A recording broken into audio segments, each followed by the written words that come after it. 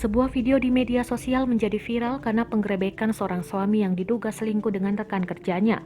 Pramugara berinisial AA tersebut diduga selingkuh dengan pramugari berinisial PB dan digerebek oleh istri sah sang pramugara. Pada Rabu 21 Juli 2021 malam, video penggerebekan tersebut diunggah oleh akun istri sah @Sinta Deapriani.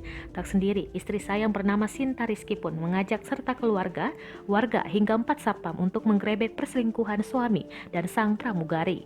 Sinta Rizky selaku istri sah pun sontak murka melihat suaminya nekat selingkuh dengan pelakor. Padahal saat itu istri sah sedang dalam kondisi hamil anak AA.